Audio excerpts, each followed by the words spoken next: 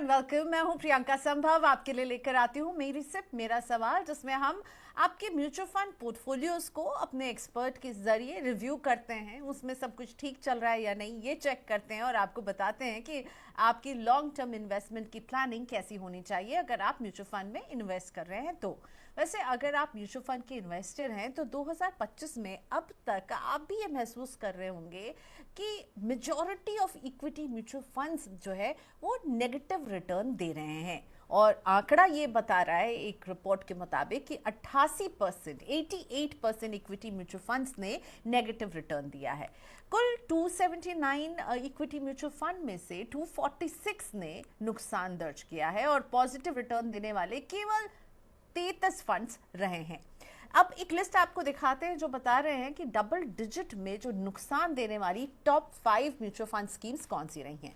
तो Samco flexi cap 20.66% का नुकसान, LIC म्यूचुअल फंड की स्मॉल कैप इसमें ऑलमोस्ट 19% का नेगेटिव रिटर्न, HSBC के स्मॉल कैप में 17% से ज्यादा का नुकसान। ELS कैटेगरी की 2 स्कीम्स आती हैं इसके बाद, जिसमें सैमको का ELS टैक्स सेवर है जिसमें -17% का रिटर्न, और मोतीलाल ओसवाल के भी ELS ने ऑलमोस्ट -17% का रिटर्न दिया है। तो भाई क्या हो क्या रहा है इनमें हम जिस तरह का अंडर परफॉर्मेंस देख रहे हैं, इसका असर आपके ओवरऑल रिटर्न पर कितना पड़ेगा? और अगर आप इस तरह की स्कीम्स में हैं जहां हम इस तरह के डबल डिजिट लॉस देख रहे हैं, आपको क्या करना चाहिए? अब बाजार की चाल कैसी रहेगी, क्योंकि हमने पिछले जो है 6 से 8 महीने काफी स्ट्रेस में देखे हैं और इसलिए दबाव भी नजर आ रहा है। इन सबको समझाने के लिए मेरे साथ जुड़ रहे हैं रूंगटा सिक्योरिटीज के certified financial planner Harshvardhan Rungta. Thank you so much Harsh. Harsh से हम बात करेंगे। हर्ष अभी मुझे नजर नहीं आ रहे स्क्रीन पर, उनका इंटरनेट वीक था, मुझे लगता है हम उन्हें फिर से जोड़ने की कोशिश करेंगे। लेकिन हाँ, अंडर परफॉर्मेंस करने वाली स्कीम में अगर आप भी इन्वेस्टेड हैं तो चिंता होनी तो लाजमी है कि अब क्या करें, क्या आगे का रास्ता होना चाहिए। और बाजार में भी अभी एक अनिश्चितता तो आ ही गई है। अब बात हो रही है कि भारत और पाकिस्तान के बीच में बढ़ते हुए टेंशन, जिसका हम बाजारों पर भी एक रिएक्शन जरूर देखेंगे। ऐसे में अगर आप इक्विटी म्यूचुअल फंड में इन्वेस्ट करते हैं तो फिर आपको क्या करना चाहिए, आपकी रणनीति क्या होनी चाहिए, इस पर आज हम बात करने वाले हैं। हमारे एक्सपर्ट आपके पोर्टफोलियोज को भी रिव्यू करेंगे और बताएंगे कि आपके पोर्टफोलियो में क्या चल रहा है। सो हर्ष ज्वाइन कर चुके हैं। हर्ष, थैंक यू सो मच, आपने वक्त निकाला। तो मैं वो लिस्ट चाहूंगी कि हम एक बार फिर से दिखा सकें कि टॉप 5 जो ऐसी इक्विटी म्यूचुअल फंड्स नहीं है जो अभी 2025 तक उन्होंने नेगेटिव रिटर्न दिया है। डबल डिजिट में इनका जो है नेगेटिव रिटर्न है। सैमको फ्लेक्सी कैप भी वो -20.66% है और सभी में हम ये माइनस रिटर्न देख रहे हैं। तो ऐसे जो है ऑलमोस्ट मतलब 88% of equity mutual fund schemes जो है सबने ऐसे डबल डिजिट में माइनस रिटर्न नहीं दिया है, लेकिन अभी सभी में हम गिरावट देख रहे हैं और नेगेटिव रिटर्न वो जनरेट कर रहे हैं। तो आपको क्या लग रहा है कि ये बाजार में जो हमने उतार चढ़ाव, अनसर्टिनिटीज देखी है, उसकी वजह से ये खेल बिगड़ा हुआ है, या फिर इन स्कीम्स के फंड मैनेजर की स्ट्रैटेजी काम नहीं की? आपकी क्या रीडिंग है? तो देखिए प्रियंका, अगर हम कोई भी रिटर्न्स को इवेल्युएट कर रहे हैं तो उनसे हमें दो पहलुओं से टैली करना चाहिए। मतलब ये नहीं कि इंडिपेंडेंटली हम देख रहे हैं कि -20% है या -18% है। आपको पहले देखना है कि मार्केट इन जनरल क्या किया है। सो अगर हम 1 जनवरी से मान लीजिए 5 मई की डेट लेते हैं और चेक करते हैं कि बाजार ने इन जनरल क्या किया है। सो लार्ज कैप अगर मान लीजिए गिरा है 12 से 13%, सॉरी 3 से 4% के आसपास लार्ज कैप का पॉइंट टू पॉइंट रिटर्न हम देखें। मिड कैप देखें तो करीबन आपका 5% के आसपास नेगेटिव होगा, और अगर हम स्मॉल कैप देखें तो करीबन 12-13% के आसपास का नेगेटिव होगा। पहले आपको ये देखना है कि बाजार ने अपने आप में मान लीजिए अगर नेगेटिव रिटर्न दिया है तो हम क्या समझ रहे हैं कि क्या हमारे पास जो जो फंड मैनेजर है, क्या वो फंड मैनेजर मार्केट से आउट परफॉर्म कर सकता है कि नहीं, और कितने नंबर से आउट परफॉर्म किया है। तो पहले आपको देखना है कि मार्केट ने बाय इटसेल्फ क्या किया है, और फिर आप उसे कंपेयर करेंगे एक पर्टिकुलर स्कीम के साथ। तो मान लीजिए आपने एक स्कीम को कॉपी किया है, तो पहले देखिए कि उसने अपने बेंचमार्क के साथ में कैसा परफॉर्मेंस किया है। तो हो सकता है एक नेगेटिव 7% आपको एक स्कीम दिखती है जो -7% दे रही है, लेकिन बेंचमार्क ने जो स्कीम उसका जो बेंचमार्क है उसने -15% दिया है, तो आपकी स्कीम ने एक्चुअली अच्छा परफॉर्मेंस किया है। तो आपके लिए रिटर्न्स नेगेटिव दिख रहा है, लेकिन जिस कैटेगरी में वो इन्वेस्ट कर रहे हैं वो कैटेगरी -15% है और आपके फंड ने -7% दिया है, तो आपकी स्कीम ने एक्चुअली अच्छा परफॉर्मेंस किया है। तो पहला पहलू ये होगा कि आप बेंचमार्क से कंपेयर करेंगे। दूसरा पहलू आप क्या करेंगे कि आप अपनी ही कैटेगरी की दूसरी स्कीमों ने कैसे किया, इसे बोलते हैं पीयर कंपैरिजन। तो एक फ्लेक्सी कैप को मान लीजिए आप कंपेयर कर रहे हैं, सो फ्लेक्सी कैप ने, आपका जो फ्लेक्सी कैप है उसने मान लीजिए -10% रिटर्न दिया है, और बाकी एवरेज जो बाकी उस कैटेगरी के सारे फंड्स हैं उन्होंने ऑन एन एवरेज -12% रिटर्न दिया है। तो फिर से इस सिचुएशन में आपकी स्कीम ने अच्छा परफॉर्मेंस किया है। तो दो पहलुओं को चेक करना है, तब आप ये तय कर पाएंगे कि आपकी स्कीम कैसी है। That is the first point. अब जब आप ये देखते हैं कि दोनों पहलुओं पे आपकी स्कीम ने अंडर परफॉर्मेंस किया, विच मींस उसने बेंचमार्क से भी नीचे रिटर्न्स दिया है, और दूसरा पीयर ग्रुप कंपैरिजन करते हैं उसमें भी एवरेज जो आता है उसका उसके भी नीचे उन्होंने रिटर्न्स जनरेट किया है।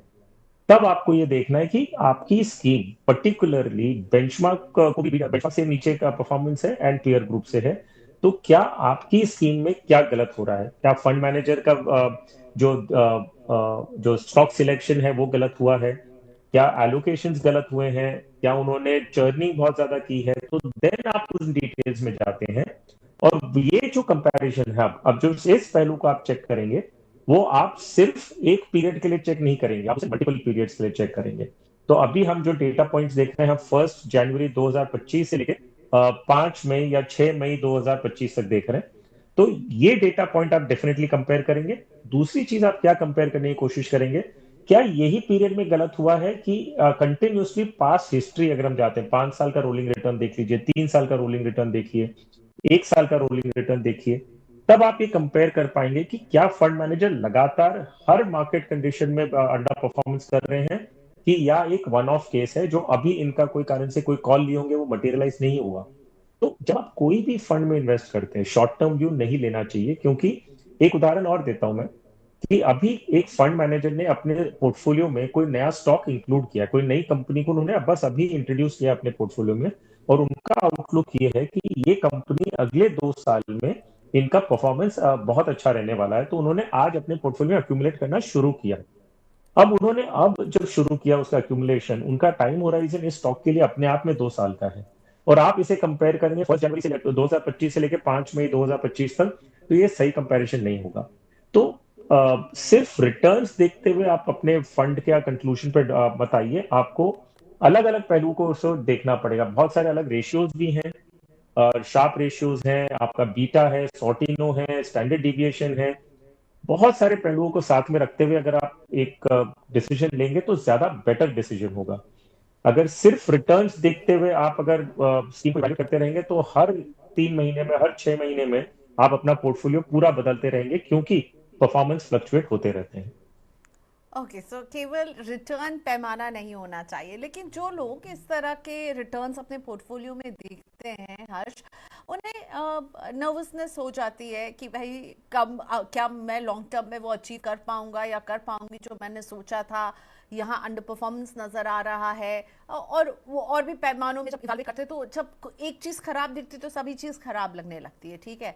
तो अगर आप ऐसी स्कीम में बैठे जिसको आपका उस पर कन्विक्शन नहीं हो रहा, और तो आप क्या कहते हैं, आप एग्जिट कर जाइए या आप बने रहिए। एक अंडर परफॉर्मेंस करने वाली स्कीम में कितने समय आप फिर भी कहते हैं कि आपको इतना समय तो देना ही होगा? तो देखिए, जब आप पोर्टफोलियो बनाए ना, तो उस समय बनाने से पहले आपको बहुत सारी चीजों को देखते हुए अपना पोर्टफोलियो बनाना है। पहले जो सारी पहलुओं मैंने अभी तक जो बात की है, वो पोर्टफोलियो बनाने से पहले आपको सारी चीजों को देखते फिर अपना पोर्टफोलियो बनाना है। अगर आपके पास वो क्षमता खुद से नहीं है कि आप सारी स्कीम्स और सारे फंड मैनेजर, सारा परफॉर्मेंस, सारे रेशियोज को इवेल्युएट करें, तो आप किसी एक्सपर्ट के पास जाइए जो इस फील्ड के एक्सपर्ट हैं, वो आपके लिए पोर्टफोलियो बना के देंगे। क्योंकि हर चीज की नॉलेज हमारे पास नहीं हो सकती, हर फील्ड की हमारे पास नॉलेज नहीं हो सकती, लेकिन हमारे पास इतनी कॉमन सेंस जरूर होनी चाहिए कि जो उस फील्ड का एक्सपर्ट है, हम उनसे जाके सलाह ले लें। तो पहला काम आपको करना है कि आपको पूरी तरह से इन्वेस्टमेंट करने से पहले सारे पहलुओं को इवेल्युएट करिए। ये जो मैं आपको रोलिंग रिटर्न को 1 ईयर, 3 ईयर्स, 5 ईयर्स, 10 ईयर्स, ये जो मैं बता रहा हूँ, जो सारे रेशियोज हैं, फंड मैनेजर का बैकग्राउंड है, किस तरह की स्कीम्स हैं, कैसे अपना पोर्टफोलियो डिजाइन करना है, ये सारी चीज एक बार आपने करने से, इन्वेस्टमेंट करने शुरू करने से पहले अगर कर ली है, तो उसके बाद अगर एसआईपी का पोर्टफोलियो है तो आपको कम से कम 2 साल अपनी स्कीम को देना चाहिए। क्योंकि एसआईपी क्या करता है, हर महीने आप पैसे डाल रहे हो उसके अंदर, मार्केट वोलेटाइल है, पोर्टफोलियो आपका जो अभी तक स्टेबलाइज नहीं हुआ, इन दैट कॉन्टेक्स्ट जो आपने पहला इन्वेस्टमेंट अभी किया है, अगला इन्वेस्टमेंट अगले मंथ करेंगे, 6 महीने के अंत में आपके पास एक छोटी सी रकम जमा हुई होगी। अगर आप हर 6 महीने से अगर अपना पोर्टफोलियो चेंज करते रहेंगे तो आप कंपाउंडिंग का रियल फायदा ले ही नहीं पाएंगे। आप इतनी एक्टिवली इन्वॉल्व हो जाएंगे अपने पोर्टफोलियो में कि आप उसे हर टाइम रिटर्न देखते हुए कभी यहां से निकल के वहां जा रहे हो, ये करते रह जाओगे। तो बनाने से पहले, पोर्टफोलियो इन्वेस्टमेंट शुरू करने से पहले अपना पूरा ध्यान दें, पूरा अच्छी तरह कन्विंस हो जाए कि मार्केट काम कैसे करता है। तो आपने जैसे दूसरा सवाल आपका ये था कि अगर अभी आपने शुरू किया है और आपका नेगेटिव में दिख रहा है, तो एक बार कॉन्फिडेंस डगमगाता है कि अभी मैंने शुरू किया था, अब मार्केट अभी से नेगेटिव दिखा रहा है, तो क्या आगे जाके आपको पॉजिटिव रिटर्न मिलेगा कि नहीं, ये एक कॉन्फिडेंस जरूर एक इन्वेस्टर का थोड़ा सा डगमगाता है।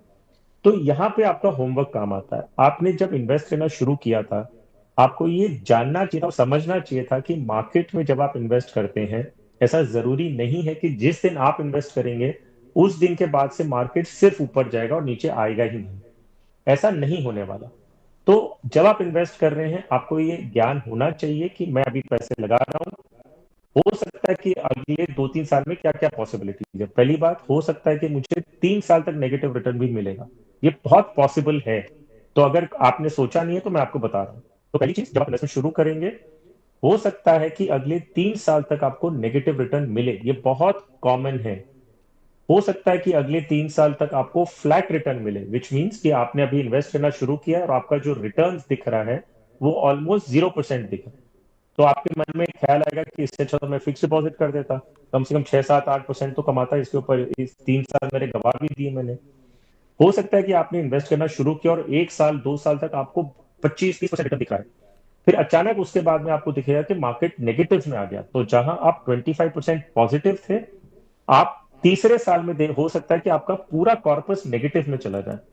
तब आपके मन में और बड़ा डाउट आएगा कि पहले तो प्रॉफिट दिख रहा था, अब इतना लॉस हो गया कि मेरा कैपिटल के नीचे चला गया, 3 साल मैंने इन्वेस्ट किया फिर भी मेरे प्रिंसिपल के नीचे है। ये भी मुमकिन है। तो मार्केट हमेशा ये सारी अगर पॉसिबिलिटीज को देखते हुए समझ के आप जब इन्वेस्ट करना शुरू करेंगे, विथ ये कॉन्फिडेंस के साथ कि आपका ओवर लॉन्गर पीरियड, हमने एक स्टडी के रेफरेंस पहले भी किया है प्रियंका, कि एक स्टडी की गई है, 25-30 साल की स्टडी की है विथ रोलिंग रिटर्न्स। उसमें ये पाया गया है कि आप अगर 8 साल से ज्यादा एसआईपी करते हैं तो probability of loss becomes almost zero. Which means, ऐसा क्या, हम हर टाइम लॉन्ग टर्म की बात करते हैं, लॉन्ग टर्म का मतलब क्या होता है, तो वो डेटा पॉइंट के साथ अगर हम मैच करते हैं, तो स्टडी में ये उभर के आया है। वाइट ओक म्यूचुअल फंड ने स्टडी की थी, बहुत अच्छी रिपोर्ट है। उन्होंने ये स्टडी करके वो 25-26 साल का पूरा डेटा निकाल के देखा उन्होंने। उसमें ये निकल के आया कि अगर 8 साल तक किसी ने लगातार एसआईपी की है, बिना रोके, बिना कोई मार्केट कंडीशन को देखते हुए, प्रोबेबिलिटी ऑफ लॉस जो होता है वो ऑलमोस्ट जीरो हो जाता है। फिर दूसरा पॉइंट, डेटा पॉइंट क्या निकल के आया, एक मीडियन रिटर्न, एक एवरेज रिटर्न पोर्टफोलियो में कितना मिला है, तो लगभग करीबन 14% रिटर्न मिला है। तो और कितने परसेंटेज टाइम्स ऐसा है कि आपका 10% के ऊपर रिटर्न मिला है, कितना परसेंटेज टाइम्स ऐसा है कि आपको 12% के ऊपर मिला है, और कितना। So basically long term empirical data आपके सामने है। वो ये कहता है कि 8 साल के बाद ऐसा दिखता है कि आपको लॉस होने की प्रोबेबिलिटी जीरो होती है। इसका मतलब है कि 8 साल के पहले आप अपने इन्वेस्टमेंट पे लॉस भी देख सकते हैं। हालांकि परसेंटेज कम होगा, चांसेस कम है, लेकिन पॉसिबिलिटी है। अगर ये सारी चीजों को ध्यान में रखते हुए आपने अपना म्यूचुअल फंड की जर्नी शुरू की है, तो मुझे बताइए, हर 6 महीने से अपना पोर्टफोलियो देखने की क्या जरूरत है। आप इस स्कीम को टाइम दीजिए, आपके इन्वेस्टमेंट को टाइम दीजिए, तब जाके आप पैसे बनाएंगे मार्केट में। ओके, सो दो की टाइम फ्रेम जो हमें हर्षवर्धन दे रहे हैं कि 3 साल तक तो आपको अपने निवेश की तरफ देखना नहीं है, उसे बदलने के बारे में सोचना नहीं है। 3 साल इज द मिनिमम टाइम जो आपको स्पेंड करना है, और 8 साल इज द मैक्सिमम टाइम जिसके बाद आपको लॉस होने के चांसेस बहुत कम, ऑलमोस्ट जीरो हो जाते हैं। तो इन दो टाइम फ्रेम्स का आपको ख्याल रखना है, और हमेशा रिटर्न नहीं देखना है आपको, ओवरऑल परफॉर्मेंस, बेंचमार्क से कंपैरिजन, रोलिंग रिटर्न, इन सारे फैक्टर्स को देखे बिना क्विट करने का डिसीजन नहीं लीजिएगा। ऑलराइट, चलिए अब हम पोर्टफोलियोज की तरफ बढ़ेंगे। और अगर जो लोग हमें लाइव देख रहे हैं, अपना क्वेश्चन भेजना चाहते हैं, तो एक बार हम आपको तरीका बता देते हैं कि आप कैसे हमें रीच आउट कर सकते हैं। आप हमें व्हाट्सएप कर सकते हैं 9311211874 पर। आप हमें ईमेल कर सकते हैं money9query@tv9.com पर, और यूट्यूब पर आप हमें अपने लाइव क्वेश्चंस भी भेज सकते हैं। चलिए अभी हम हर्षवर्धन जी के साथ आपके पोर्टफोलियोज को लेना शुरू करते हैं। और सबसे पहले विजेंद्र कुमार हमारे साथ जुड़ चुके हैं, फोन लाइन पर हैं। चलिए उनसे बात करते हैं। विजेंद्र जी नमस्ते, बहुत स्वागत है आपका। कहाँ से बोल रहे हैं? नमस्ते मैम, मैं दरअसल में राजस्थान से बोल रहा हूँ। ठीक है, आप राजस्थान से, और आपने लिखा कि आप सरकारी कर्मचारी हैं। हाँ जी मैम, मैं गवर्नमेंट सर्वेंट। और आप कब से निवेश कर रहे हैं म्यूचुअल फंड में विजय जी? मैम मैं 19 दिसंबर 2022 में पहला इन्वेस्टमेंट था मेरा। ओके, ठीक है। मेरा तो बर्थडे आपका वाला दिन।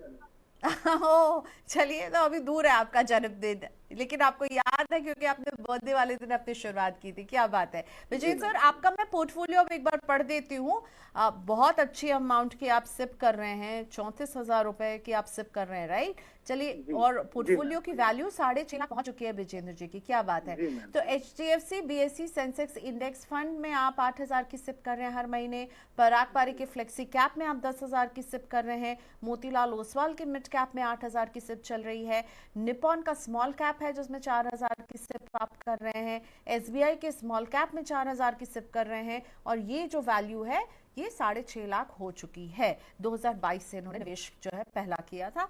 इसके अलावा GPF भी है, सुकन्या समृद्धि योजना, जिसमें 4,000 रुपए डाल रहे हैं। और PPF में भी आप 2,000 रुपए पर मंथ डाल रहे हैं। टर्म इंश्योरेंस का कवर विजेंद्र जी के पास 1 करोड़ का है। बहुत अच्छी बात है। क्या है आपके लक्ष्य विजेंद्र जी? क्या पूछना चाहेंगे आप हर्षवर्धन रुंगटा जी से? मैम एक तो मैं ये पूछना चाहूंगा सर से कि मेरा ये पोर्टफोलियो जो बनाया है वो ठीक है या फिर चेंज करने हैं फंड। और दूसरे ये जो टारगेट हैं, एक मेरी बिटिया है उसके लिए एजुकेशन के लिए है 15 ईयर में 40 लाख।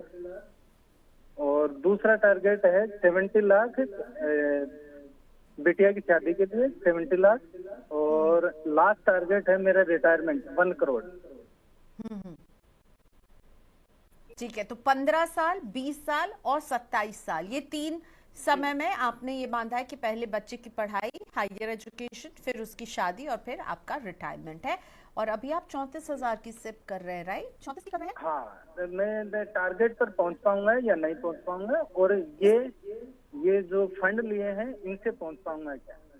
तो बढ़ाते रहेंगे अपने इन्वेस्टमेंट को ना विजेंद्र जी? जी मैम, हर साल जो इंक्रीमेंट लगेगा उसी हिसाब से 7 से 8% बढ़ा सकता हूँ मैम। ठीक है अजय, आपने सुना विजेंद्र जी को, क्या सलाह देंगे? टारगेट्स क्लियर है, अच्छे अमाउंट का निवेश कर रहे हैं, समय भी इनके साथ है क्योंकि पहला टारगेट 15 साल बाद है, फिर दूसरा टारगेट 20 साल के बाद है, और तीसरा जो है 27 साल के बाद है। हर्ष, आपको अब सुनना चाहेंगे विजेंद्र। तो देखिए प्रियंका, 2-3 ऑब्जर्वेशंस हैं। पहले तो इन्होंने बहुत मेटिकुलसली अपनी प्लानिंग की है। मैं दाद दूंगा इनकी क्लैरिटी ऑफ के लिए। आई थिंक फाइनेंशियल प्लानिंग जब आप अपने आप के लिए करते हैं, तो जब आप ऐसी क्लैरिटी रखते हैं अपने पूरे प्लानिंग में, तो आधा काम आपका पूरा हो जाता है। दूसरी चीज हमें ध्यान देनी है कि इन्होंने पोर्टफोलियो, विजेंद्र जी आपने पोर्टफोलियो बहुत अच्छी तरह से बनाया है। देखिए इनका 34,000 इन्वेस्टमेंट है और सिर्फ 5 स्कीम है इनके पोर्टफोलियो में, और किस तरह से डिवाइड किए वो भी मैं बता दूं। तो फ्लेक्सी कैप और लार्ज कैप अगर मैं लेता हूँ, पराग पारिक फ्लेक्सी कैप और लार्ज कैप को मर्ज करके एक साथ बात कर रहा हूँ, क्योंकि मोटा मोटी जो फ्लेक्सी कैप का एलोकेशन है वो लार्ज कैप की तरफ ज्यादा है, मिड कैप और स्मॉल कैप में वैसे उस लिहाज में कम है। तो हम देखेंगे करीबन 50% इनका जो एलोकेशन है वो लार्ज कैप की तरफ जा रहा है। सो जो एक आइडियल पोर्टफोलियो में हम क्या कहते हैं कि आपका कोर एंड सैटेलाइट का स्ट्रैटेजी होना चाहिए। कोर पोर्टफोलियो ऐसा होना चाहिए जो देश की सबसे बड़ी और दिग्गज कंपनियों में इन्वेस्ट करे, ताकि वोलेटिलिटी कम होगी compare to mid and small cap, and आपको स्टेबिलिटी ज्यादा मिलेगी। इन दैट कॉन्टेक्स्ट उन्होंने जो लार्ज कैप में करीबन 50% एलोकेशन किया है, 8,000 रुपया जो करीबन 20% के आसपास होता है, वो उन्होंने इन्वेस्ट किया है मिड कैप में, और उतना ही लगभग अमाउंट जो है वो स्मॉल कैप में किया है। अब स्मॉल कैप में उन्होंने डिवाइड करके दो अलग स्कीम में 4-4 हज़ार रुपए दिए, वो भी अच्छी स्ट्रैटेजी है। क्यों अच्छी है? क्योंकि स्मॉल कैप में क्या जो इन्वेस्टमेंट यूनिवर्स है वो बहुत बड़ा है। लार्ज कैप क्या टॉप 100 कंपनीज में करता है, मिड कैप उसके बाद जो 150 कंपनियां उनमें करता है, और इसके बाद जितनी कंपनीज आती हैं जो हजारों में गिनती आती है उस लिहाज में, उस वो आती है स्मॉल कैप की डेफिनेशन में। और स्मॉल कैप में फंड मैनेजर के स्किल्स और स्टॉक सिलेक्शन बहुत फर्क पड़ता है। तो आप जब अगर दो फंड मैनेजर्स को अपने पैसे दे रहे हैं तो आपको फंड मैनेजर डाइवर्सिफिकेशन करना जायज है और उतना आप कर सकते हैं। तो इन्होंने पोर्टफोलियो बहुत मेथोडोलॉजिकली बनाया है। 34,000 रुपये 5 स्कीम में की है, 50% लार्ज कैप में, बाकी मिड एंड स्मॉल कैप में है। तो आई थिंक ये स्ट्रैटेजी अपने आप में अच्छी है, और ये सारी स्कीम्स जो इन्होंने पिक की है वो भी अच्छी है। तो इन्हें स्कीम्स में कोई बदलाव करने की वैसे जरूरत नहीं है। इन्वेस्टमेंट अमाउंट जो है वो हेल्दी है, और ये बोल रहे हैं कि जैसे जैसे आगे बढ़ेंगे अपना इन्वेस्टमेंट बढ़ाते रहेंगे। तो वो भी एक बहुत अच्छी एक फाइनेंशियल प्लानिंग हैबिट है, जो बाकी सुनने वालों को भी अपने अपने फाइनेंशियल प्लान में इंक्लूड करना चाहिए। अब आते हैं हम इनका शुरुआत इन्होंने 30 साल की उम्र में की। एक इन्होंने कहा कि 2022 में शुरू किया है, तो 3 साल पहले किया इन्होंने लगभग, तो ये 30 साल के थे उस समय। तो इन दैट कॉन्टेक्स्ट में कहूंगा, अगर मुझे कुछ बताना ही है आपको विजेंद्र जी, तो मैं कहूंगा कि आपने शायद थोड़ा डिले कर दिया। हो सकता है आप 2-4 साल पहले और शुरू करते तो आप और बड़ा कॉर्पस क्रिएट कर पाते। हालांकि 30 बुरी एज नहीं है, लेकिन मुझे कुछ आपको बताना है कि आपने सही नहीं किया। अगर बताना है तो बस यही कहूंगा कि आपने शायद थोड़ा डिले किया। 30 अच्छी उम्र है अपने आप में। अ, अब आते हैं आपके टारगेट्स पे। अब क्योंकि आपके पास मिनिमम 15, 20 और 27 साल है, मुझ और आप अभी जो आपका कॉर्पस 6.5 लाख रुपए का बन चुका है, वो मैं सिर्फ म्यूचुअल फंड के बता रहा हूँ। उसके अलावा आपके पास जीपीएफ, सुकन्या समृद्धि, पीपीएफ वगैरह भी है। टर्म इंश्योरेंस आपने ले रखा है। तो आई थिंक आपके जो टारगेट्स हैं, वेरी कॉन्फिडेंट कि आप बहुत अच्छी तरह उसे अक्यूमुलेट कर लेंगे। आपने एक और चीज कहा है अपने सवाल में कि ये प्रेजेंट वैल्यू है। सो यस, 15, 20 और 25 साल बाद ये अमाउंट डेफिनेटली ज्यादा होने वाली in terms of inflation adjusted corpus की अगर हम बात करें। लेकिन क्योंकि हमारा सब कुछ सही चल रहा है, हम बहुत ज्यादा फ्यूचर की टेंशन लेके हम अगर करेंगे तो शायद ओवर स्ट्रेस हो रहे होंगे। आई थिंक आप सही दिशा में चल रहे हैं। जैसे जैसे आपका इन्वेस्टमेंट बढ़ा सकते हैं आप बढ़ाते रहिए। आई एम वेरी कॉन्फिडेंट कि आप अगले 15-20 साल के अंदर अपना कॉर्पस अच्छी तरह इकट्ठा करके आपके सारे टारगेट्स आप बहुत कंफर्टेबली अचीव कर पाएंगे। ओके, सो सब कुछ ठीक लग रहा है, बढ़ाते भी रहेंगे और बिल्कुल इसको आप करते रहिए। थोड़ा सा लेट हो गया है, हो सकता है जो डिजायर्ड कॉर्पस है उस टाइम में नहीं बन रहा हो, लेकिन हाँ एक अच्छा खासा कॉर्पस आप कर रहे होंगे विजेंद्र जी। पंकज जी का क्वेश्चन लेते हैं। पंकज जी हरियाणा से हैं, एज है 38 और इनका पोर्टफोलियो है कुछ इस तरह से। क्वांट का स्मॉल कैप 3,000 की सिप, निपॉन के स्मॉल कैप में 4,000 की सिप, टाटा के स्मॉल कैप में 6,000 की सिप, मोतीलाल के स्मॉल कैप में 3,000 की सिप, बंधन स्मॉल कैप 3,000 की सिप, मोतीलाल का मिड कैप 3,000 की सिप, ईडलवाइज मिड कैप यहाँ पर भी 3,000 की सिप है, पराग पारिक के फ्लेक्सी ऐप में 2,500 की सिप है। तो कुल जो है 27,500 रुपए की सिप कर रहे हैं। 10% से इसे ईयरली बढ़ाते रहेंगे और जब मार्केट डाउन होगा तो लमसम भी ऐड करते रहेंगे। अभी 1 ईयर प्लस है इनका पोर्टफोलियो, 1 साल पुराना है और करीब 5,40,000 की वैल्यू हो गई है। टारगेट है कुछ 1.25 करोड़ का 12 साल में। कुछ चेंज आप सजेस्ट करेंगे क्या? देखिए अच्छा, एक और प्रियंका, अगर हम इम्पोर्टेंट जानकारी इनके मेल में मैं आखिर में देख रही हूँ पंकज जी के, कि कहा है कि मैं गवर्नमेंट एम्प्लॉय हूँ और ये म्यूचुअल फंड्स में अपनी वाइफ के नाम से जो है निवेश कर रहा हूँ, उसमें तो कोई प्रॉब्लम नहीं होगी आईटीआर में। ये भी जरा हर्ष अगर आप इसे इसका जवाब भी दे सकें। ओके, तो पहले हम उसका जवाब दे देते हैं कि आईटीआर में क्या क्या प्रोविजंस होते हैं। सो आप अगर आप कमाते हैं और आप वो पैसे ट्रांसफर करते हैं अपनी वाइफ के नाम पे, और वाइफ के नाम पे आप इन्वेस्टमेंट करते हैं, तो यूजुअली क्या होता है कि कई बार इनकम टैक्स डिपार्टमेंट इसे टैक्स अवॉइडेंस या उसको उस तरह से दिखता है कि आप ऑलरेडी मान लीजिए 30% टैक्स ब्रैकेट में है, और फिर आपने जो इन्वेस्टमेंट्स हैं अपनी वाइफ के नाम पे किया ओनली फॉर दिस रीजन कि उनके पास इनकम नहीं है, तो उनका टैक्स कम आएगा, तो आप शायद टैक्स बचा लेंगे। तो कई बार आईटीआर में आईटी ऑफिसर्स क्या करते हैं, वो क्लब करने के देखते हैं कि भाई आपने ये इन्वेस्टमेंट्स अगर अपनी वाइफ के नाम पे भी किया है, लेकिन जो गेन्स हुआ वो मैं आपके आपके इनकम के साथ क्लब करके उस पर टैक्स करूंगा। अब लेकिन क्योंकि ये कैपिटल गेन्स का मामला है, फॉर एग्जाम्पल आप अपने नाम पे करते और लॉन्ग टर्म कैपिटल गेन्स आप भरते तो भी 12.5% आता। आप अपनी वाइफ के नाम से कर रहे हैं और वो भी अगर लॉन्ग टर्म कैपिटल गेन्स के हिसाब से दिखाती हैं उसको, तो वो भी 12.5% आता है। तो आप आर्ग्यू कर सकते हैं कि इसमें अगर मैं अपनी वाइफ के नाम पे कर रहा हूँ या मेरे नाम पे करता, टैक्सेशन स्टैंड पॉइंट से रेवेन्यू को कोई भी लॉस नहीं था, गवर्नमेंट को कोई भी लॉस नहीं है, तो फिर कोई इशू नहीं होगा। लेकिन अगर कहीं पे ये डिफरेंस आता है कि आप 30% में है, आपने वो पैसे गिफ्ट कर दिए अपनी वाइफ को और वाइफ 10% में है, तो वहां पे इनकम वो 10% से टैक्स भर रही है और आप अदरवाइज 30% भरते, तो इनकम टैक्स डिपार्टमेंट आपकी इनकम में जोड़ेगा और आपके हिसाब से ही उसको टैक्स करेगा। लेकिन आपके केस में मुझे दिक्कत लगती नहीं है, लेकिन ये मेरी राय है, आप अपने चार्टर्ड अकाउंटेंट से डेफिनेटली इस बारे में और क्लैरिटी लीजिएगा कि आपको, क्योंकि अल्टीमेटली इनकम टैक्स का कोई अगर नोटिस आता है या क्वेरी आती है, वो आपके चार्टर्ड अकाउंट को जवाब देना है। तो बेटर होगा कि वही आपको इस चीज के बारे में एग्जैक्ट इंफॉर्मेशन दे, क्योंकि अल्टीमेटली उन्हें रिप्रेजेंट करना है आपको इनकम टैक्स डिपार्टमेंट के सामने। अब आपके पोर्टफोलियो पे आते हैं। अभी प्रियंका, मैं आपको ये पंकज जी के सवाल के जरिए मैं विजेंद्र जी का भी सवाल एक बार ना इसमें जोड़ूंगा। अगर हम इसके पहले जो विजेंद्र जी ने हमसे सवाल किया था, उसमें उनका एलोकेशन 50% करीबन लार्ज कैप की तरफ था, बाकी उनका मिड एंड स्मॉल कैप में था। अगर हम पंकज जी का पोर्टफोलियो देखें, इनका एलोकेशन जो है 70% स्मॉल कैप की तरफ है, करीबन 20% मिड कैप है और 10% इनका फ्लेक्सी कैप की तरफ है। तो इन्होंने एक्चुअली जो पूरा पिरामिड ना उल्टा बना रखा है। उल्टा गलत और सही की बात नहीं कर रहा हूं, मैं सिर्फ कह रहा हूं कि एलोकेशन स्मॉल कैप में बहुत ज्यादा है, मिड कैप में और कम है, और फ्लेक्सी कैप जो लार्ज कैप ओरिएंटेड है उसमें और भी कम है। अगर पंकज जी आपने ये पोर्टफोलियो बहुत सोच समझ के इस तरह से एलोकेशन किया है कि आपको ज्यादा रिस्क लेना है और ज्यादा एलोकेशन स्मॉल कैप में करना है फॉर लॉन्ग टर्म, तब कोई प्रॉब्लम नहीं है। लेकिन अमूमन हमने देखा है कि जो इन्वेस्टर्स, रिटेल इन्वेस्टर्स पर्टिकुलरली होते हैं, उन्होंने अपना पोर्टफोलियो सिर्फ पास्ट रिटर्न्स देखते हुए बनाते हैं कि ये फलाना स्कीम है, इसने रिटर्न 20% दिया है, दूसरी स्कीम्स ने 15 और 12 दिया है, तो मुझे 20% जो दे रहा है वो अच्छा होगा। ये रियलाइज नहीं करते कि वो स्मॉल कैप की स्कीम है, कि कौन सी दूसरी लार्ज कैप की है कि नहीं। वो स्कीम को खाली रिटर्न्स इंडिविजुअली देखते हैं और उसमें इन्वेस्ट करना शुरू कर देते हैं। अगर उस हिसाब से आपने किया है तो ये एलोकेशन पूरा उल्टा है। मेरी सलाह ये रहेगी कि आप लार्ज कैप में 50% कम से कम एलोकेशन करें, 30% एलोकेट करें मिड कैप को, और चाहे तो 20% स्मॉल कैप में करें। लेकिन फिर से दोहरा रहा हूं, अगर स्मॉल कैप में आप कॉन्शियसली ज्यादा इन्वेस्टमेंट करना चाहते हैं तो फिर कोई दिक्कत नहीं है, आप एलोकेशन ज्यादा कर सकते हैं। उसके रिस्क आप समझ चुके हैं, उसकी वॉलेटिलिटी समझ के अगर आपने किया है तो बेशक आप कंटिन्यू कर सकते हैं।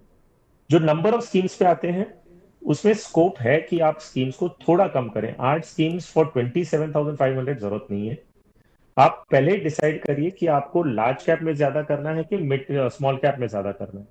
एक बार वो डिसाइड हो जाएगा तब हम स्कीम में फेरबदल के आपको सलाह दे सकते हैं, लेकिन फिलहाल it is little too early. मैं आपको ये नहीं जानते हुए कि आप करना क्या चाहते हैं, मैं आपको अगर एलोकेशन बताऊं तो शायद गलत हो सकता है। तो स्टेप वाइज जाइए, पहला डिसाइड करिए कि जिस हिसाब से आपका एलोकेशन है 70% स्मॉल कैप, 20% मिड कैप और 10% लार्ज कैप, वही रखना है कि आपको उसे चेंज करना है। अगर चेंज करना है तो फिर स्कीम्स और एलोकेशन सब बदलेगी। अगर सेम रखना है तो आप थोड़ा एक या दो स्कीम अपने पोर्टफोलियो में से कम कर लीजिए। स्मॉल कैप में से आप डेफिनेटली 2 स्कीम कम कर सकते हैं, quant small cap and Motilal small cap आप बंद करें। इसकी जगह पे आप बाकी की 3 जो स्कीम उसे कंटिन्यू करके उसमें अपना इन्वेस्टमेंट डिवाइड कर दीजिए, बस। बाकी उसके अलावा और कोई फिलहाल चेंज करने की जरूरत नहीं रहेगी। ओके लेकिन हाँ, बहुत एग्रेसिव पोर्टफोलियो है पंकज। ये भी हमारे एक्सपर्ट आपको पॉइंट आउट कर रहे थे, स्मॉल कैप की तरफ झुकाव ज्यादा है, लार्ज कैप बिल्कुल मिसिंग है, आपने इसको एकदम स्किप ही कर दिया है। तो इन चीज़ों को भी ज़रूर एक बार देखिएगा। अभिषेक नैन का क्वेश्चन मैं यूट्यूब से लाइव पिक कर रही हूँ हर्ष। तो अभिषेक जी के पास है पराग पारिक का फ्लेक्सी कैप 3000 की सिप कर रहे हैं, निपॉन का मल्टी कैप 3000 की सिप यहाँ है, मोतीलाल ओसवाल का लार्ज एंड मिड कैप 6000 की सिप यहाँ, मोतीलाल के ही स्मॉल कैप में 3000 की सिप है, बंधन के स्मॉल कैप में 4000 की सिप है, HDFC का मिड कैप होल्ड करते हैं, यहाँ पर भी 3000 की सिप है, और टाटा डिजिटल इंडिया ETF इसमें 3000 की सिप है। तो कुल 7 स्कीम्स हैं, 28,000 रुपए मंथली निवेश कर रहे हैं। बताया अभिषेक ने कि वो 10% का स्टेप अप करेंगे, 15 साल निवेश का नजरिया है।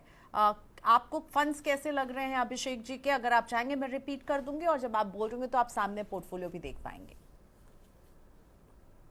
तो वेल प्रियंका, मुझे ऐसे कोई बहुत बड़ी प्रॉब्लम इनके पोर्टफोलियो में दिखती नहीं है। ऑब्वियसली मैं चाहूंगा कि थोड़ा बहुत स्कीम्स कम हो जाए, बट हालांकि इतना कोई क्रिटिकल सिचुएशन में नहीं है कि हम 6 या 7 स्कीम नहीं रख सके। अगर कम करना चाहे तो ऑब्वियसली 1 या 2 स्कीम कम कर सकते हैं, लेकिन अगर नहीं भी करना चाहे तो ऐसी कोई क्रिटिकल सिचुएशन नहीं है कि हमें फेरबदल करना ही है। मुझे 2-3 चीजें जो अच्छी लगी कि इन्होंने हर एक कैटेगरी में एक्सपोजर ले रखा है। इनके पास फ्लेक्सी कैप है, multi cap, large and mid cap, small cap की 2 स्कीमें और मिड कैप की एक है, और एक sector fund, digital India fund ले रखा है उन्होंने, जो थीमेटिक फंड है। तो आई थिंक एलोकेशन वगैरह ठीक है, बहुत ज्यादा फेरबदल करने की जरूरत नहीं है, और जबरदस्ती हम कुछ करना नहीं चाहते कि भाई अभी हमारे सामने कोई पोर्टफोलियो है तो कुछ ना कुछ बदलना ही है, ऐसा जरूरी नहीं है। तो आई थिंक ये कंफर्टेबली कंटिन्यू कर सकते हैं। आई एम अज्यूमिंग इनका टाइम होराइजन जो है वो कम से कम 8 साल होगा, आज जो हमने डिस्कशन किया 15 उस पॉइंट ऑफ ईयर्स व्यू है, से बता दें। 15 साल है। हाँ, तो आई डोंट थिंक कि इन्हें कुछ ज्यादा फेरबदल करने की वैसे जरूरत है। चाहे तो एक ओके स्कीम कम कर लें आगे जाते हुए, बट ऐसा कोई क्रिटिकल सिचुएशन में नहीं है कि कुछ बदलना ही है। Okay wonderful. सो अभिषेक आप ये नहीं चाहते क्योंकि आपने सवाल भेजा इसलिए हम कुछ चेंज करें, आप बिल्कुल सही जा रहे हैं। अब मुझे जो बात अच्छी लग रही है, आपने कहा आप 10% से स्टेप अप करेंगे, बहुत ज़रूरी हो जाता है। अगर आप मेरा शो देखते हैं, हर एक्सपर्ट आपको यही बताता है कि देखिए जब आप पैसों को बढ़ाएंगे ना तो आगे जाकर बड़ा कॉर्पस भी आपके लिए तैयार होगा। तो ये बहुत अच्छी सोच है। स्कीम्स आर फाइन, हर्षी कुछ नहीं चेंज करना चाहेंगे, स्टेप अप कीजिएगा, 15 साल तक बने रहिएगा, मार्केट की गिरावट में भी अपने पोर्टफोलियो को कंटिन्यू रखिएगा। ठीक है, सागर पाटिल जी का क्वेश्चन लेते हैं। नमस्ते सागर जी, माफ कीजिएगा आप 3-4 दिन से सवाल भेज रहे हैं, हम पिक ही नहीं कर पा रहे थे। आज ये हम लेकर आए आपका सवाल। पराग पारिक का फ्लेक्सी कैप है सागर पाटिल के पास, जिसमें पराग पारिक के फ्लेक्सी कैप में सागर जी 5,000 रुपए की सिप कर रहे हैं। HDFC के मिड कैप अपॉर्चुनिटीज फंड में 5,000 की सिप कर रहे हैं, और SBI के स्मॉल कैप में 10,000 की सिप कर रहे हैं। तो 20,000 रुपए की सिप है। एक फ्लेक्सी कैप पराग पारिक का, एक HDFC का मिड कैप, और एक है SBI का स्मॉल कैप। पूछ रहे हैं कि और लमसम 14 लाख हैं जो कि इन्होंने निवेश किया है। इसके अलावा ये 20,000 की सिप, 14 लाख लमसम। 10 साल में 1 करोड़ का फंड सागर जी जोड़ना चाहते हैं। तो 20,000 की सिप प्लस 14 लाख लमसम, 10 साल का नजरिया 1 करोड़ के फंड पर नजर है सागर पाटिल की। वेल प्रियंका, एक क्विक कैलकुलेशन करके मैं देख लेता हूँ कि इनका जो टारगेट है वो पूरा होगा कि नहीं। अगर मैं 12% का अनुमान लगाता हूँ तो देखिए, अगर 12% से हम अगर अनुमान लगाते हैं तो करीबन 92 लाख के आसपास आता है, जो है 14 लाख रुपए प्लस जो हर महीने का 20,000 रुपया कर रहे हैं। तो करीबन 10 साल बाद 12% पे ये बनता है करीबन 92 लाख। तो 1 करोड़ का टारगेट है, तो ऑब्वियसली थोड़ा सा कम है। आई थिंक अगर ये एसआईपी बढ़ाने की बात कर रहे हैं तो डेफिनेटली ये इसे सरपास कर जाएंगे। अब आते हैं इनके एलोकेशन पे। Large cap oriented flexi cap जो है उसमें 25% है, मिड कैप 25% और स्मॉल कैप में 50%। ये इनका एग्जिस्टिंग एलोकेशन है। अगर ये एलोकेशन से खुश हैं और ये इन्होंने सोच समझ के बनाया है तो डेफिनेटली कंटिन्यू करें। तीनों स्कीम्स अच्छी हैं, कोई बदलाव करने की जरूरत नहीं है। अच्छी बात यह है 20,000 रुपए के लिए उन्होंने सिर्फ 3 स्कीम रखी है। तो आई थिंक ये एक बाकी दर्शकों को भी एक लर्निंग होनी चाहिए कि 20,000 के इन्वेस्टमेंट के लिए भी 3 स्कीम काफी होती है। आपको 7, 8 या 10 स्कीम अपने पोर्टफोलियो में जोड़ने की जरूरत नहीं है। तो यस, अगर एलोकेशन सोच समझ के किया है तो एब्सोल्युटली फाइन, कोई बदलाव करने की जरूरत नहीं है। अगर जो हम शुरुआत से बात करते आए हैं कि एलोकेशन लार्ज कैप में ज्यादा होना चाहिए, मिड एंड स्मॉल कैप में कम होना चाहिए, अगर वो उसे इंप्लीमेंट करना चाहते हैं तो सिर्फ एक बदलाव करना है।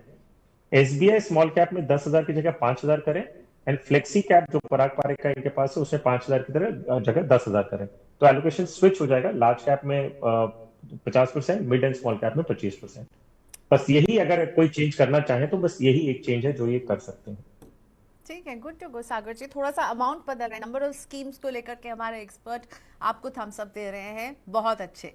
आर्यन सैनी का क्वेश्चन लेकर आते हैं। गोल है वेल्थ क्रिएशन, 30 साल का नजरिया है, और इन्वेस्टमेंट की डिटेल्स इस तरह।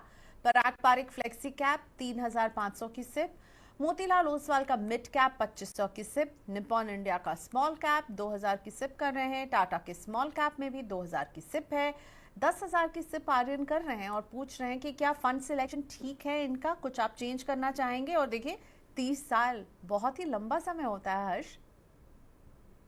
जी हाँ, so again Priyanka, I don't think कोई भी वैसे बदलाव करने की जरूरत नहीं। अगेन एक सिर्फ हमें ऐसे लगता है कि मिड कैप सेगमेंट में शायद आपको मोतीलाल ओसवाल अच्छा परफॉर्मिंग फंड था, बट अभी कुछ थोड़ा बहुत रिसेंट टाइम से उन्हें थोड़ा स्ट्रेस दिख रहा है परफॉर्मेंस को लेते हुए।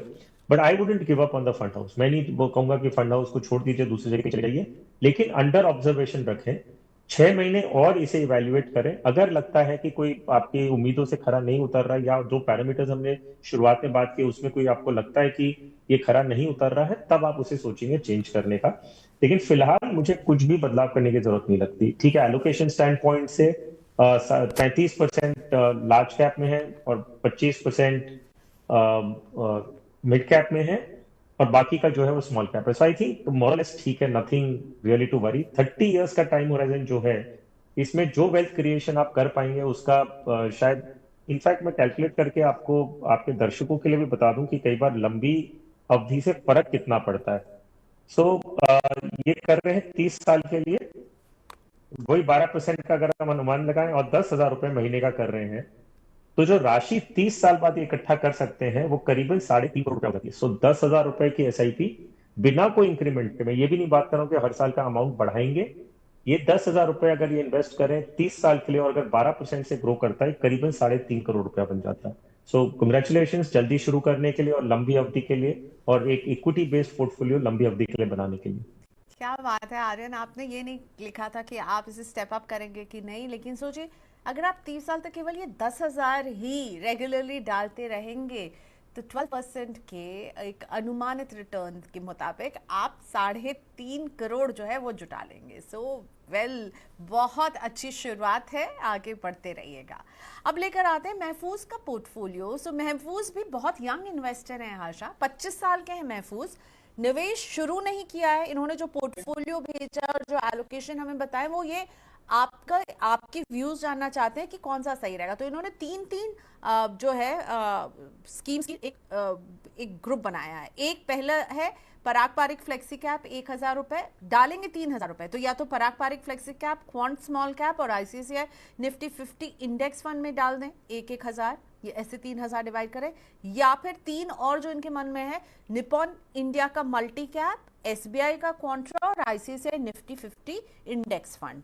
और कहा है कि मैं 10% से स्टेप अप भी करूंगा, और 25 साल तक निवेश करने वाले हैं, और 50 लाख का लक्ष्य जो है हासिल करना चाहते हैं महफूज। तो आप कौन से सेट से जाएंगे? पहला सेट जिसमें फ्लेक्सी कैप दिख रहा है, पराग पारिक का क्वांट स्मॉल कैप और आईसीआईसीआई का निफ्टी 50 इंडेक्स फंड। एक फ्लेक्सी कैप, एक स्मॉल कैप, एक index fund, is this good? या फिर निपॉन का मल्टी कैप, एसबीआई का क्वांट्रा और एक index fund ICICI Nifty 50 index fund, क्या कहेंगे आप?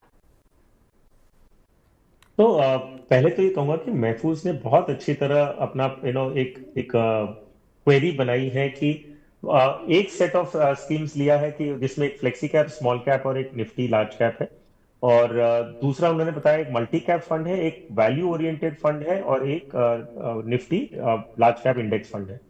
सो आई थिंक ये बहुत अच्छी शुरुआत है। मुझे बहुत अच्छा लगा ये क्वेरी देखते हुए कि उन्होंने बहुत 25 साल की उम्र में ऐसा सोच रखना, और कितने 25 साल का टाइम होराइजन ले रहे हैं, तो मतलब 50 साल की उम्र में कॉर्पस बनाना चाहते हैं, 10% स्टेप अप करना चाहते हैं। क्लियर है कि 50 लाख चाहिए। आई मीन कितने 25 साल के हम इन्वेस्टर जैसे देखते हैं जिनके बाद इतनी क्लैरिटी होती है। तो महफूज कंग्रेचुलेशन। मुझे बहुत अच्छा लगा आपके सवाल को देखते हुए, तरीका जो आपने अपनाया है वो भी बहुत अच्छा है। वेल, मेरा पिक अगर इन दोनों बास्केट में से एक को पिक करना है तो वो दूसरा वाला बास्केट होगा आपका, जिसमें Nippon India multi cap fund है, एसबीआई कॉन्ट्रा फंड है, आईसीआईसीआई निफ्टी 50 इंडेक्स फंड है। कारण बता दूं, आप इसमें जो मल्टी कैप स्ट्रैटेजी है उसमें आपके पास large cap, mid cap and small cap तीनों आ जाता है। निफ्टी 50 इंडेक्स जो है वो प्योर लार्ज कैप फंड है, और एक कॉन्ट्रा जो वैल्यू ओरिएंटेड फंड आपने लिया है वो बेसिकली अंडर वैल्यूड स्टॉक में इन्वेस्ट करने का उनका ऑब्जेक्टिव होता है।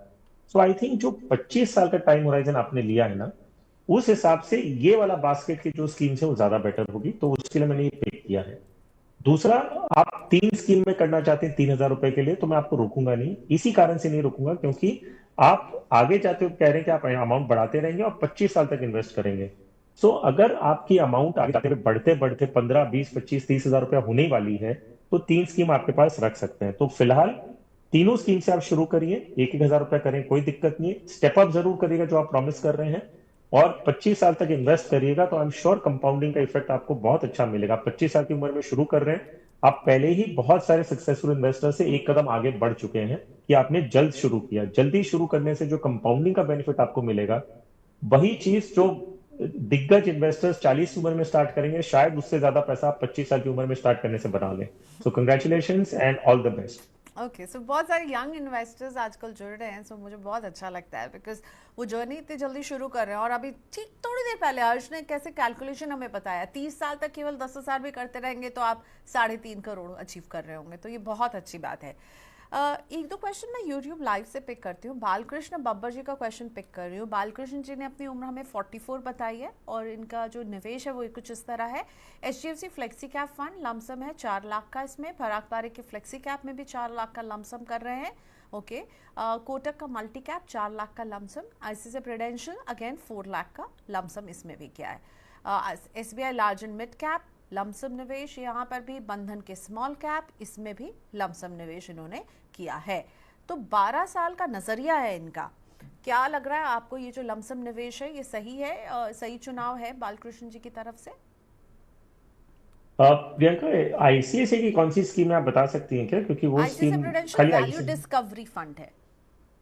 Okay okay. So I think I like, इन्होंने जिस तरफ से सारी कैटेगरी जैसे flexi cap, multi cap, value discovery, value oriented, large and mid cap, small cap, I don't think कुछ भी कंप्लेन करने की जरूरत है। आई मीन इन्होंने बहुत अच्छी तरह एक एक स्कीम उठाई है एक एक कैटेगरी की, और एलोकेशन जो है वो large cap value oriented funds की तरफ है। ठीक है, इन्होंने एक बंधन का स्मॉल कैप ले रखा है, बट इतना एक्सपोजर बनता है, जब इतना पोर्टफोलियो आपने बना रखा है तो उसमें एक स्मॉल कैप भी ले सकते हैं।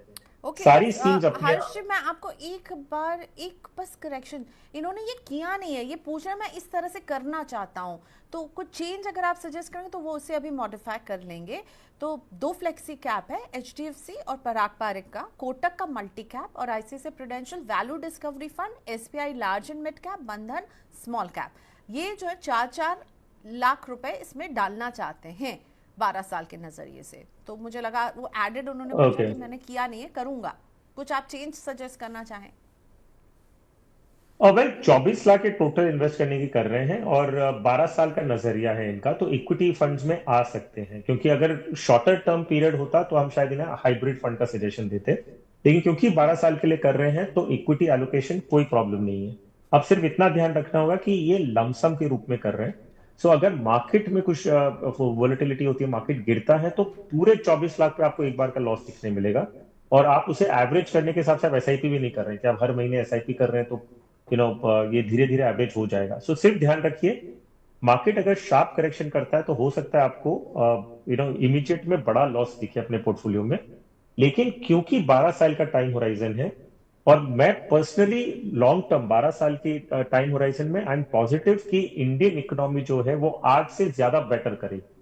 तो क्या हर साल बेटर करती रहेगी वैसा मैं नहीं कह रहा, लेकिन हो सकता है कभी नीचे जाएगी कभी ऊपर, और लेकिन at the end of 12 years हम जो आज सिचुएशन में उससे कई ज्यादा बेटर सिचुएशन में होंगे, तो मार्केट भी वही रिफ्लेक्ट करेगा। तो उस लिहाज से लमसम आप बेशक करिए, कोई दिक्कत नहीं है। एलोकेशन भी अगेन मुझे ठीक लग रहा है, कुछ भी ऐसा नहीं लग रहा कि आपको कुछ आपने कुछ गलत कर रहे हैं या ऐसा कोई स्कीम ले रखा है जो आपको नहीं लेना चाहिए। सो आई थिंक आप कंटिन्यू करिए, ये जो एलोकेशन है उस हिसाब से करके आप बेशक अपना इन्वेस्टमेंट शुरू कर सकते हैं। ओके, सो बिल्कुल पापा जी आप बिल्कुल सही जा रहे हैं, आगे बढ़िए। अगला सवाल मैं ले रही हूँ आशुतोष मलिक जी का। तो आज ये भी मैं यूट्यूब से पिक कर रही हूँ, इम्प्रॉम्प्टू क्वेश्चन है। ICICI का ब्लू चिप फंड है आशुतोष जी के पास, जिसमें ये 15,000 की सिप कर रहे हैं। कोटक इमर्जिंग फंड में 5,000 की सिप कर रहे हैं। एक्सिस ग्रोथ अपॉर्चुनिटीज फंड 5,000 की सिप। पराग पारिक का फ्लेक्सी कैप 5,000 की सिप।